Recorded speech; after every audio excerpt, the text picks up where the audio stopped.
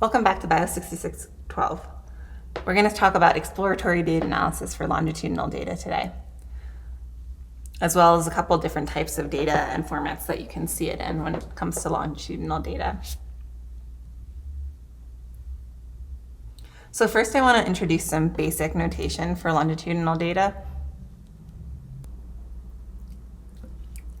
When we talk about I, that's the index for subject.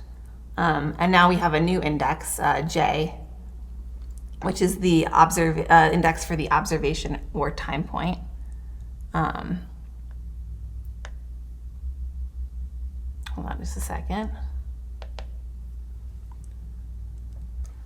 Yeah, so I is the index for subject, J is the index for observation or time point, and that gives each outcome data point is Yij for subject I at time point J. And subjects can be from 1 to capital I, and time points for each subject can be from 1 to Ji, big Ji, indexing the fact that different subjects can have different numbers of time points, which sometimes we'll see and sometimes we won't. If all subjects have the same number of time points, we would just say J is in 1 to capital J, no I index on that. And then finally, we also have a vector of covariates for subject I at time Tij. I say that's a vector because you might have x1 for subject I at J at time point J, and then x2 for subject I at time point J, all the way up to xp for subject I at time point J, if you have p covariates.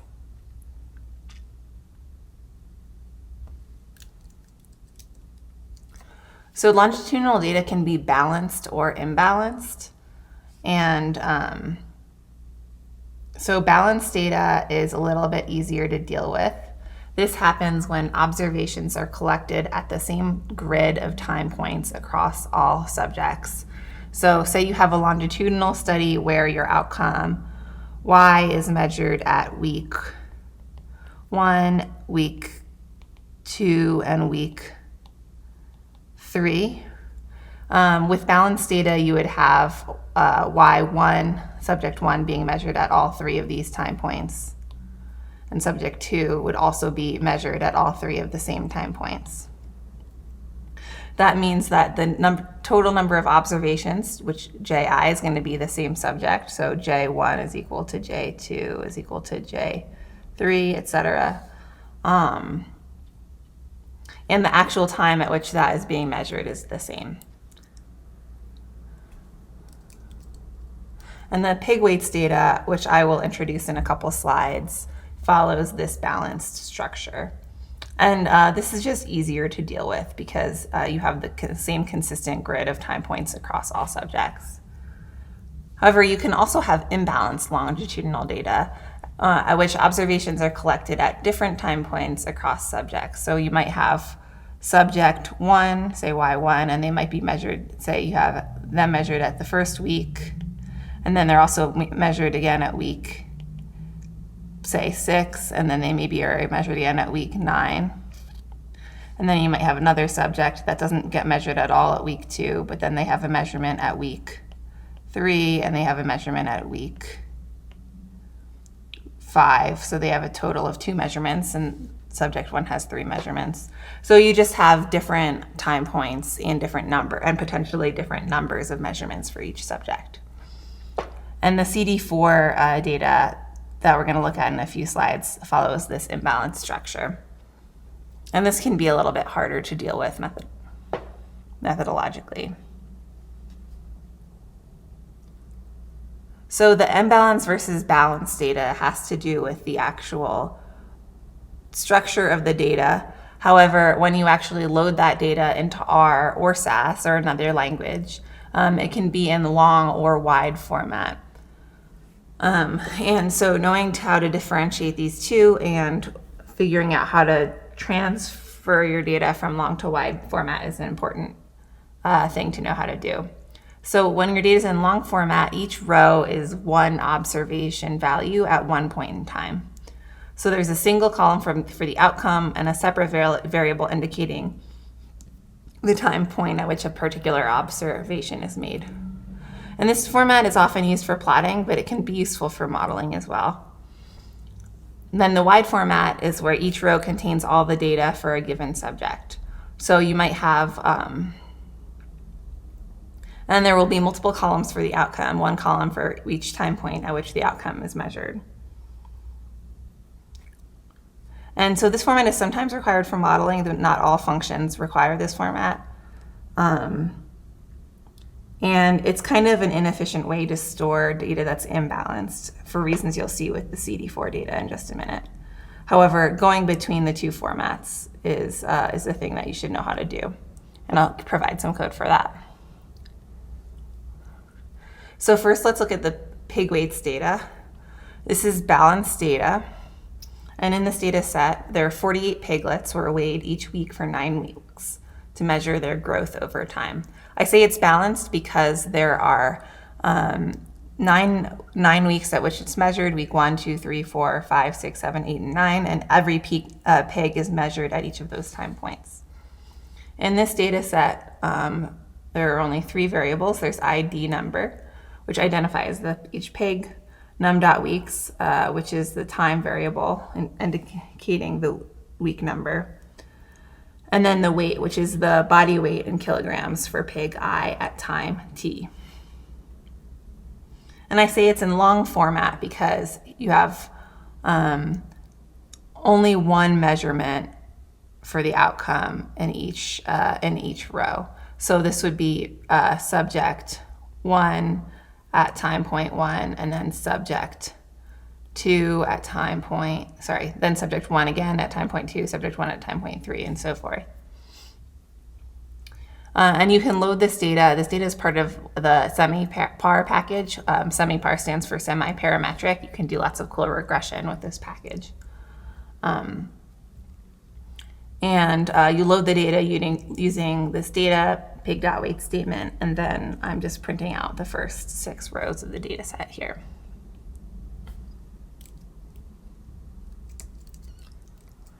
CD4 data, on the other hand, this is an example of imbalanced data, and it's in wide format right now. So this data set comes from the multi-center AIDS cohort study and looks at CD4 cell count over time for 366 HIV positive subjects. And CD4 cell count tends to go down as disease progresses. So in that sense, it can be used to track disease. And it's imbalanced. There are not the same numbers of observations per subject. In fact, there can be between 1 and 11 observations per subject. It varies pretty widely. And the data is not measured at the same set of time points for each subject. So this data comes from the refund package in R, which stands for regression with functional data. You can load it using this data CD4 statement. And you can see right now, if you look at the dimensions of that data, this is actually in a matrix form, that it has 366 rows and 61 columns. With 366 is there, since this is in wide format, there's 1 row for each of the 366 subjects in the data set, and then there's 1 column for each of the possible time points that this data can take. So, and here I'm just printing out the first 6 rows and the first 5 columns, so you get a sense of what it looks like. And when I say it's sparse, that means there's a lot of NA values. So this first row is the first subject. Negative 18 indicates the time point. The time 0 in this data equals time of seroconversion. That's when you can actually detect HIV antibodies in the blood. So this is 18 weeks before seroconversion is the first time point. And this subject was not measured at that time point, so it gets an NA in wide format. The first subject who has a non-NA value is subject 3, and you can see their NA at 18, 17, and 16 weeks before seroconversion, but at 15 weeks before seroconversion. They were measured, and they had 846 was their CD4 cell count. So, and then I'm going to take the CD4 data set, and as I said, it's loaded into R here as a matrix, so I'm just converting it to a data frame. So I said it's useful to be able to go between long and wide format. So in the code below, I'm converting the pig weights data from long format to wide format. And there are a number of different ways that you can convert between long and wide formats. I'm going to use tidyverse syntax to do it. So here I'm defining a new data set called pigs wide. I'm taking the pig weights data set in long format, and I'm using this pivot wider statement. And this pivot wider statement is intended to do exactly this. It's intended to take data in long format and convert it to wide format. So this names from variable identifies what the name of the variable that holds the time to the time values. This names glue. You don't need that, but what it's going to do here is it's going to make it the new wide format variables prettier. As you can see, what I end up with is something that says week 1, week 2, week 3, all the way up to week 9. And that's appending this week underscore prefix to the different values that number of weeks can take. And then this values from statement, this variable, you feed in the actual outcome variable. That's what goes right there. And so what you end up with, and I'm here just printing out the first 3 rows of that new wide version of the pigs data set, is now we have a data set where we still have our ID number for each pig, but we only have 1 row for each pig in the data set. And now instead of having 1 column for time and another column for weight, we have 9 columns. We have week 1, which has the weight in kilograms at week 1, week 2, weight in kilograms at week 2, and so forth. Week 3, weight in kilograms at week 3. And so now all of our outcome observations over time for each subject are stored within 1 row. Alternatively, we can also go from wide format back to long format. And here below, I convert the CD4 data from wide format to long format, also using tidyverse syntax. And this can uses the pivot longer statement, which is the sort of the opposite of the pivot wider statement. So first, I'm taking that data frame. This data frame only has columns for time right now, so I'm adding an ID column as well, which I'm taking since there's only 1 row for each subject. You can just look at the row number and call that an ID.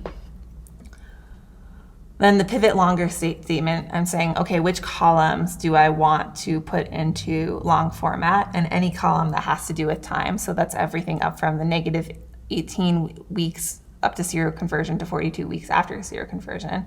That's what this colon is doing. That's saying, okay, I want to go from this variable all the way up to this variable.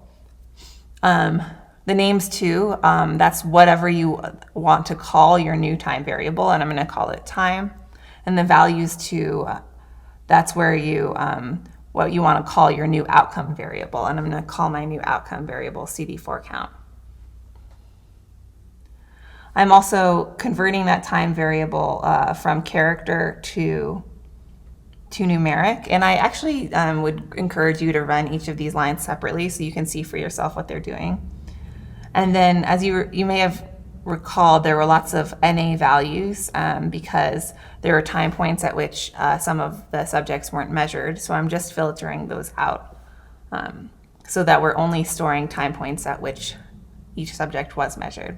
And so then when you convert that into long format, what you get is, say here I have ID, I have 1 subject, they have 3 measurements at 9 and 3 weeks before seroconversion, and then 3 weeks after seroconversion, and then it provides their CD4 cell counts at each of those time points.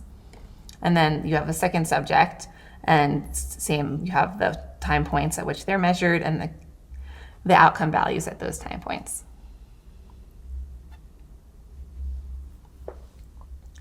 So now I'm going to go into the exploratory data analysis techniques for understanding the mean when you have longitudinal data. And there are lots of good plots for looking at this. The ones I'm going to focus on are average or distribution plots. In particular, I'm going to look at box plots of the outcome at each time point. And this is best for balanced data where you have everybody measured at more or less the same time points. Another thing I'm going to look at is the scatter plot of response against time. And this can be best for data that's imbalanced, though you can use it for both types of data. And finally, I'm going to look at spaghetti plots, which are a great way for visualizing the trajectories of each subject when you have longitudinal data. And you can use this for balanced or imbalanced data. First, I'm making a plot of the outcome over time. The distribution over time. And what I've done here, I'm looking at the pigs data, and I'm using ggplot to make a box plot where you're looking at a box plot of the weight across the different pigs at each of the different time points. So from week 1, right, which is here, to week 9. And this is great because it's giving us a visual representation of how, on average, in the population of pigs, the weight is changing over time. And you can see that you can see both that on average that the weights are increasing, the pigs are getting larger as they grow up. But you can also see that the spread is increasing over time, so that the variability towards the end of the study is greater than it is at the beginning of study. So both the mean and the variance seem to be increasing over time. One thing that you can't see from this type of plot is what type of trends are existing within a particular pig over time. This only shows you population level trends.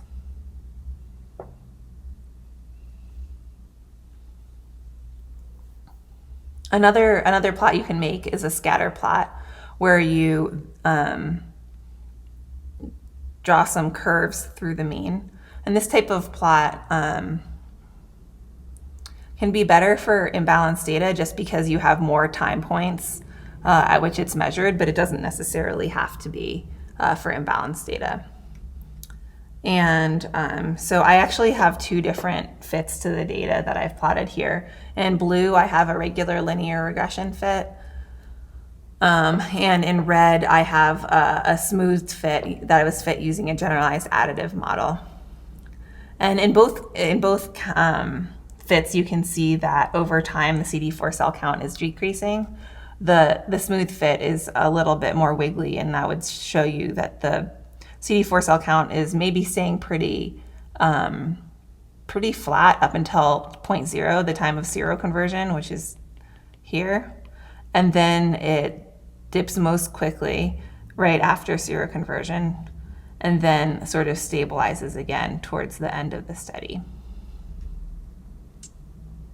And this is just helpful for visualizing population level trends in the mean.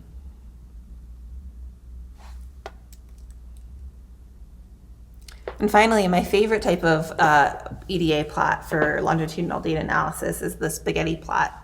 And so with spaghetti plots, what you do is you draw a separate line for each subject in the data, or you have a separate piece of spaghetti for each person or subject that you have in the data. And when you make a spaghetti plot using ggplot, data should be in long format. Generally speaking, ggplot likes long format for your data better than wide format.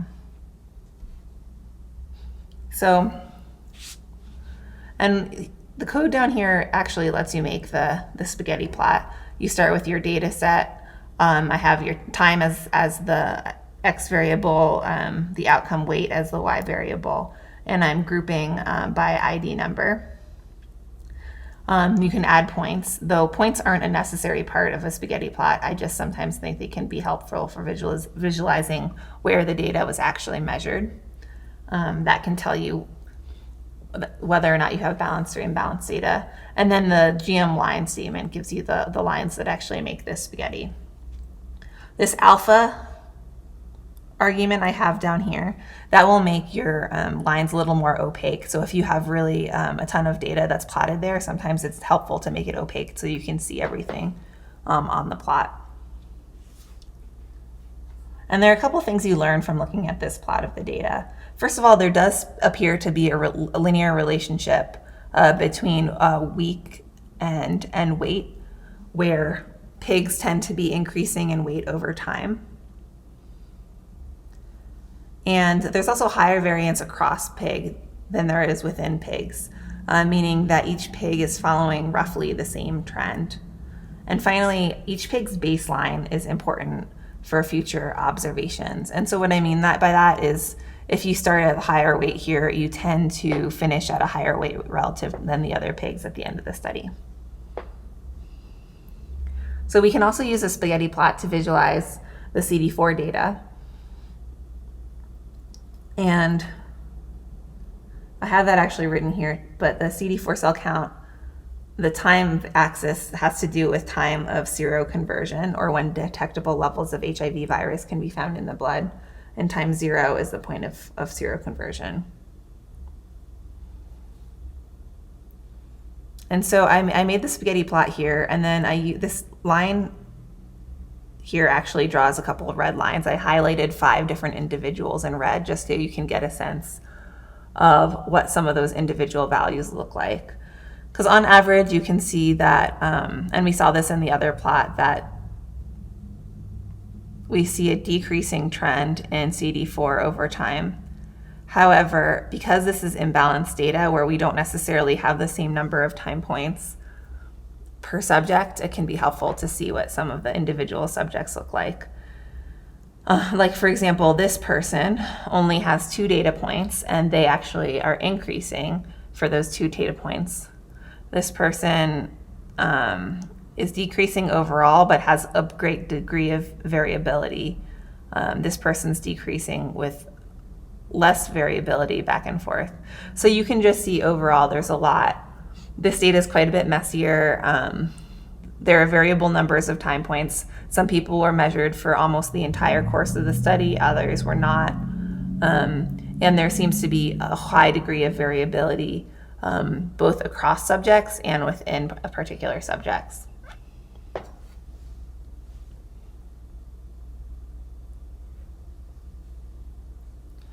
Okay, in the next couple lectures, we're gonna focus on, first of all, some more notation, and then visualizing the covariance relationships in your data.